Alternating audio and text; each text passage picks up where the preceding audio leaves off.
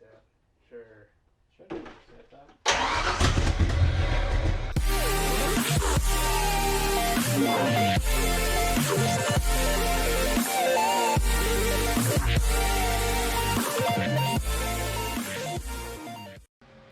Alright guys, we're back again. No fancy edits this time. We're just gonna get straight into the video and get straight to work. It's a nice freaking day out.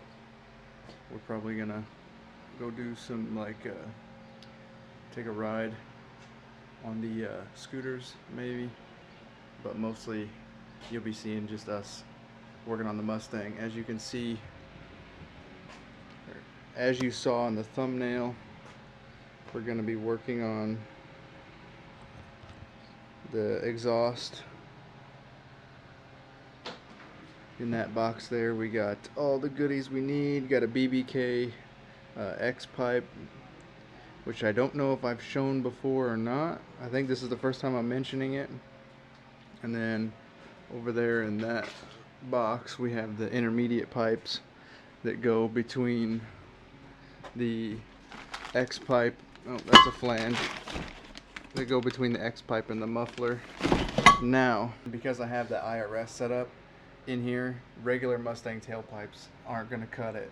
So I looked everywhere, looked and looked, trying to find some aftermarket generic replacements for IRS tailpipes for like a 03, 04 Cobra. Can't find them anywhere. I don't know what the deal is, but the only way I could find them was having to buy a whole aftermarket exhaust system that includes the tailpipes. Couldn't just get the tailpipes themselves.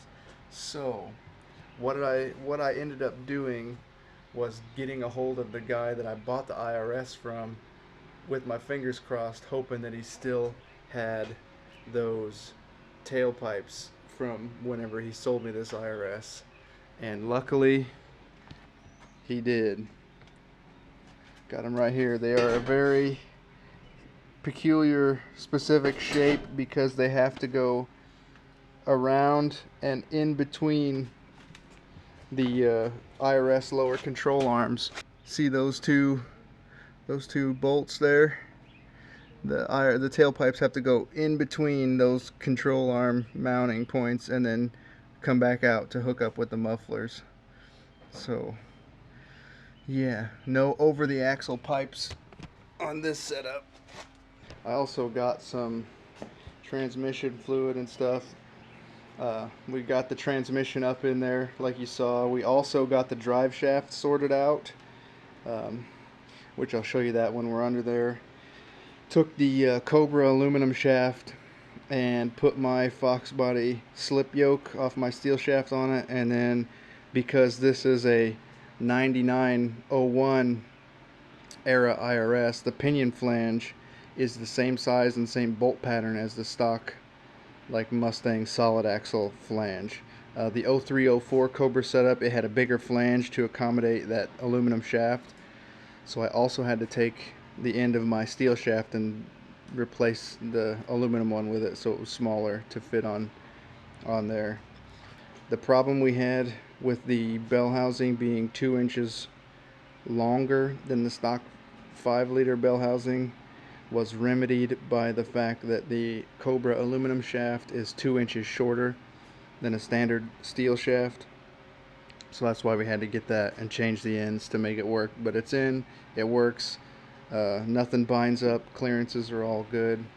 So that problem is sorted out. It's been one that's been on my mind for a while. I've been trying to rack my brain as to which way would be the best to go about fixing it. Depending on how much money I wanted to spend, I was looking at having my steel shaft shortened and balanced to fit, which you can chop 2 inches off, rebalance it, you're good to go, and I wouldn't have had to do anything else. But it turns out that cost to have that done, at least in my area where I called around to different shops, was the exact same cost as to just buy a aluminum Cobra shaft that was already 2 inches shorter than the standard steel shaft, and then buy U-joints and do the swap. The total cost was about the same. So I figured let's go with the aluminum shaft, because aluminum shaft, less rotational mass. I've been told it's a seat of the pants difference as far as driving the car and feeling the power, but I'm not gonna gain, you know, 70 horsepower from changing the drive shaft. But I figured, why not? Less rotational mass, same cost. Let's go for it. So what we got here is the BBK off-road X-Pipe. I picked this up quite a while ago. As you can see, this box has been sitting around for a while under a leaky roof and everything. I'm surprised this didn't pick up any rust, but I guess that is the benefit of aluminized steel. It is a three-piece setup. You got one each coming off the headers, and then it connects to the center here, which is going to make it a lot easier to put in, because we can put these in and loosely attach the bolts to the headers, and then get this all lined up and slip those clamps up and get everything situated before we tighten it all down. Before we get started on that, I want to do the fluid fills, like that way I don't have to deal with all this being in the way when I'm trying to fill the transmission. So I'm going to fill the differential and then fill the transmission, and then go ahead and slap this bad boy up under the car. And luckily it came with hardware, because I'm pretty sure I lost the hardware that I had. There wasn't much room under the car to fill in the differential, so sorry you guys missed out on that. It was kind of a pain. But now we're going to fill the transmission through the top, because why not? I don't want to crawl back under the car and lay on my back and pump fluid into this like I did the differential. So we're just going to fill it from up here. So we're going to scrap that idea, because once we got this off and we started taking the bolts out of the plate that holds the shifter onto the transmission, we realized that's RTV'd on and it's going to need to be re-RTV'd, and we don't want to fuck with that.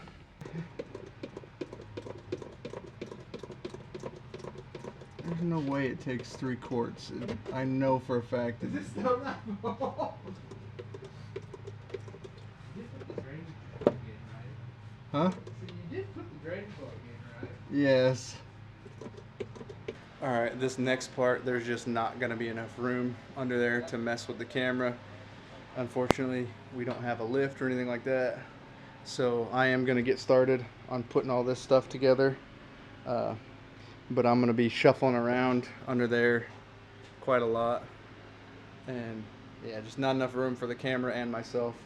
So once I get this done and in place, I'll take you under there and show you best I can. I almost forgot, we're not ready to put it up under the car yet. So as you might notice, this thing here, you might be wondering what that is if you're not 100% familiar with this, but that is for the smog pump.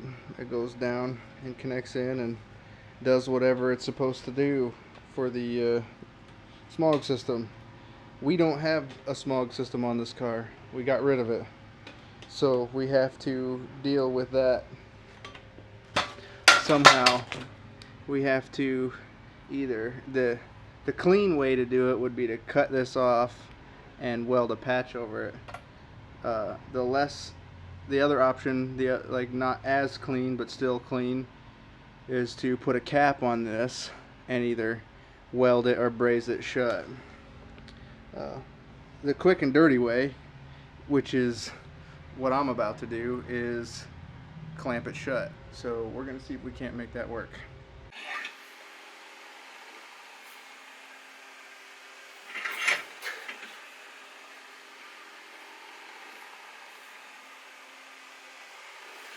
Alright, let me show you the fruits of me and Jeremiah's labor here.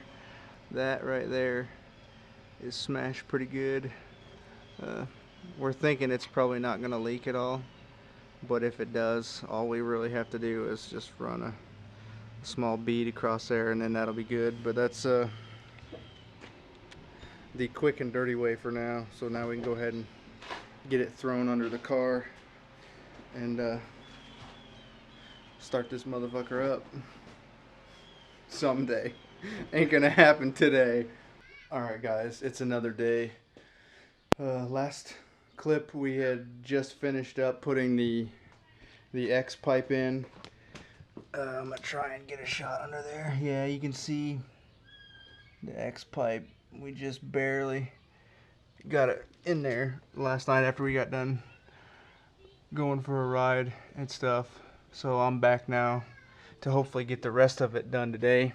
But we kind of got to go in a little bit of reverse order here. Next, you know, we want to be hanging the mufflers, but in order to find out where the mufflers go, we have to hang the tailpipes to see where they're going to line up. But the issue with that is the guy that I bought the IRS off of, he cut the tailpipes off, and he welded them on to those Flowmasters there himself. So there's a little bit of weld here, and then if you can see the outer edge there, there's still a little bit of pipe left. So this isn't just the tailpipe. So I'm gonna have to take a grinder and clean that off and get it back to just the tailpipe so we can line it up with the Flowmasters and put them on. Which also, I don't remember if I mentioned that I got those Flowmasters when I got these tailpipes off the guy, but I did. And we're going to hold off on the thrush mufflers for now, and we're going to put the Flowmasters in and just to see what they sound like. I will probably end up keeping the Flowmasters on it and keeping the thrush just in case, or get rid of them, but I'll probably end up hanging on to them because that's what I do, hang on to shit that I probably shouldn't. New plan, guys. We're just going to, it's still a little warm from the grinder, we're just going to take a Sawzall and just cut that little 1/4 inch section off and just be done with it. Instead of trying to grind through all that weld, we're just going to cut it off because we don't really know if this is going to be too long or too short anyway, so we may have to shorten it more or lengthen it regardless. So we're just going to go ahead and cut it off and save ourselves the time. Alright, just an update for you guys. Unfortunately, we're not going to be able to use those Flowmasters. The way that they sit under there, it's just not going to work. The Flowmasters are center in, center out. No, I'm sorry. They are offset in, offset out. And so the way that lines up, like, it just wasn't going to work. So we went back to the thrush. And we've got one hung under there already. And this one's just being a pain in the butt, trying to get the length adjusted right of this pipe to make it work. So, yeah, as soon as we're done, I'll drag the camera under there and show you the whole system that we got going. I'm going to show you as best I can. I don't have too much room under the car. There's the X-Pipe, goes up to the bottom of the headers. And then you come back here, and there is the 2 thrush mufflers. And I just have them held in place, like at the moment, on the ends with some coat hanger because the tailpipes don't exactly match up 100% right, and I'm going to take it to a professional shop and have them make it fit perfectly. But for now, the tailpipes are not connected to the mufflers, and the end of the muffler is just held up with a clothes hanger. But yeah, I've been on my back fighting with this shit all day, and I'm ready to get out from underneath this car. Now, I know I jokingly said earlier in the video about starting this car up someday. Well, after we shut the camera off for that evening, we were messing around, and Daniel said, you know, he just kind of threw it out there. What would it really take to actually get this thing started anyway? It's like, would it be as easy as just hooking the battery up and throwing some gas in it? And we said, well, let's find out. And it actually started. Actually started up after it took a minute for the fuel pump to prime because it sat dry for so long. But now that I got the mufflers and stuff hooked up, we're going to start it up and show you, and hopefully get the coolant system filled up and bled. We're just putting water in it for now because it's going to need to be flushed. There's a lot of nastiness floating around in this old radiator. And I ditched the electric fan setup you saw in the last video, like whenever we were putting this together before the car got totaled, and we went back to a clutch fan setup with the fan shroud, just to make it simple. You ready? Now it's got peak skid tap. Sure. Should be skid tap.